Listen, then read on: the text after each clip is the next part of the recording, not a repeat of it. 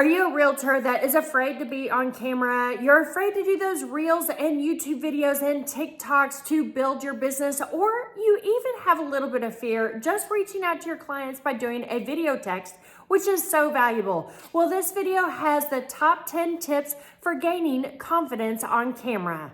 I'm Kim Wilkin with eXp, and I have been on YouTube for about 5 years. I have more than 25,000 subscribers on YouTube. I have more than 12,000 followers on Instagram between 2 accounts. And this video is going to help you gain confidence that you never thought you could get. Some simple, easy tricks to make you a rock star on camera. First, let's talk about where you should be in the frame and also where you should be looking. Number one, you want to be looking directly into the camera lens. And I just recommend that you use your regular old phone. There's no reason to go out and buy any fancy equipment. So where is that actually? You don't want to be looking at yourself. Right now, I'm looking at myself and it doesn't look like I'm looking at you. If I look directly into the camera, which on an Apple is right by that little green dot at the top of your phone, that's where it's going to look like you're actually looking at the people watching. If you're looking here, you actually look a little shifty because you're not looking at them. So make sure that you're looking directly at the camera. Number two, where should you be in the frame? Well, let me show you an example.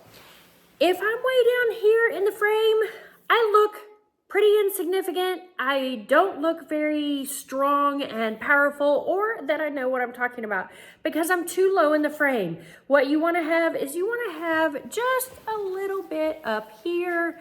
You want to look, maybe the top of your head is at the top of the frame.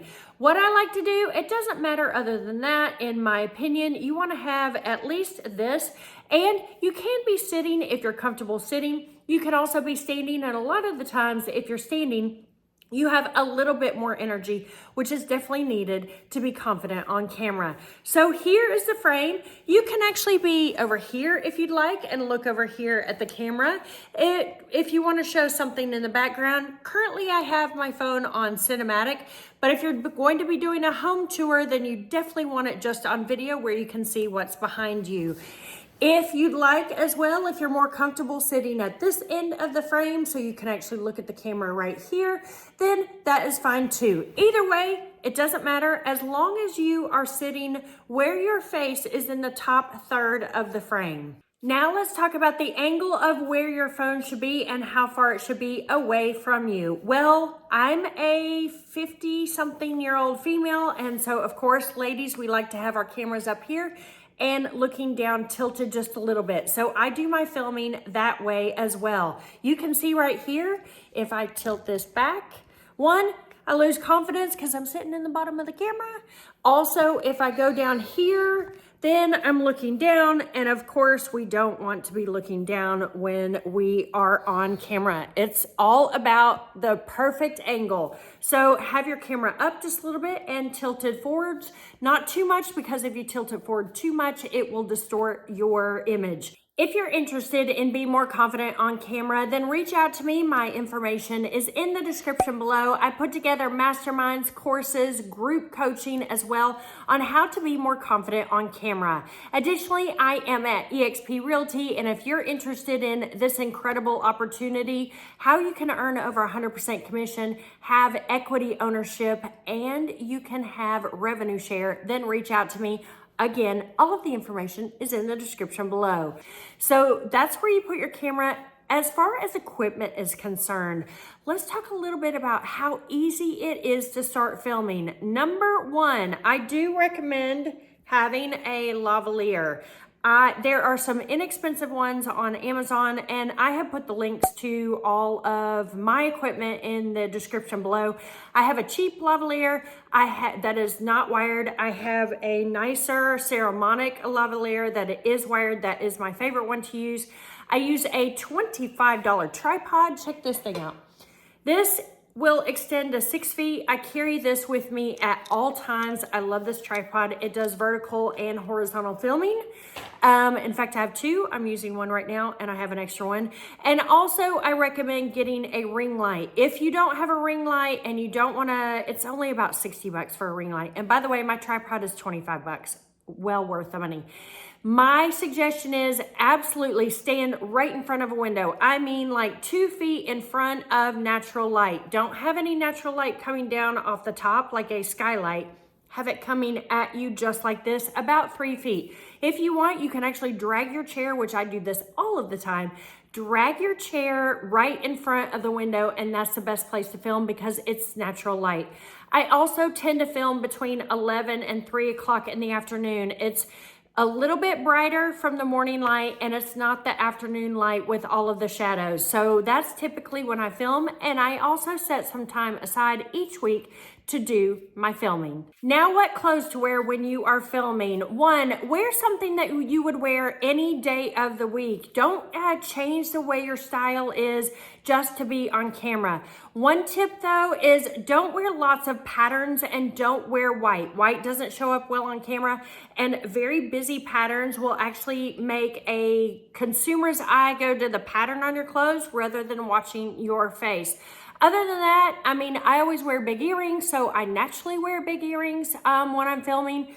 I typically, whatever I'm wearing that day is what I end up filming in. Of course, I do pay a little of attention in case I'm wearing white. I will change the shirt. But other than that, just wear what you normally wear and be who you are. You want people to choose you because they've fallen in love with you, not they've fallen in love what you think people want to see on camera.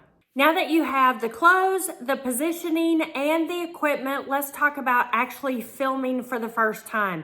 I can honestly say it took a long time to be comfortable on camera, and I used to film an intro, which is just saying, hey, I'm Kim Wilkin, your realtor and broker associate in Austin, Texas.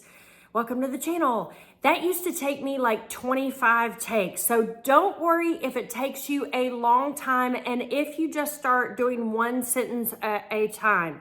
So first thing you want to do when you start filming is to bring your energy up. The way I recommend doing that is clapping your hands or doing this, or doing, if you're a Tony Robbins fan, bringing in energy into you, jumping around, putting on some music beforehand, because what you want to have a little bit more energy than you do when you're face to face, because the camera tones down everything that you're saying and everything that you're doing.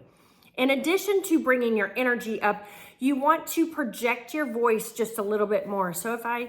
So this is how I would talk normally. No, it's not how I would talk normally.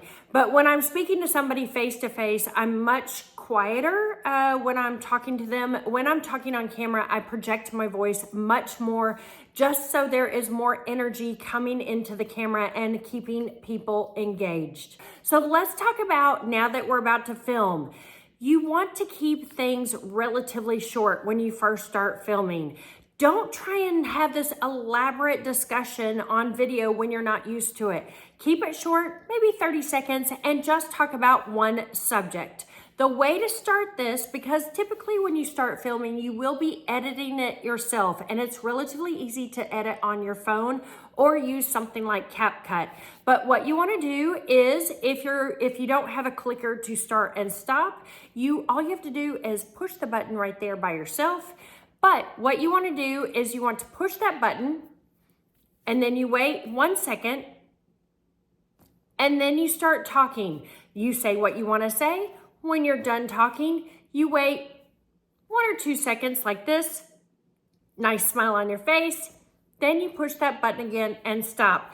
That way, when you are editing this 30-second clip when you're first starting, all you have to do is go into your camera editing tool, take out the first second and the second, the last second, and it looks completely professional without cutting and pasting all of the different clips together. So keep it short, give yourself 1 second on the front and 1 second on the back. Makes life really easy when you're first starting this process. So the next tip I have is pretend that you're talking to your avatar client. Think about your favorite client that you've ever had and just think that you are speaking to them individually. You're not talking to everybody on YouTube. You're not talking to everybody on Instagram. You are only talking to that one individual. If you want to attract the right people, think about the right people that you want to be your client, and that's who you need to be talking to. Additionally, the most important thing that I've touched on a couple of times already is show your personality. Show who you are, because that's who's going to be attracted to you. They're going to be attracted to the actual person of who you are and not some perception or image that you are putting online. So the final tip I have for you is practice makes ease. Practice does not make perfect.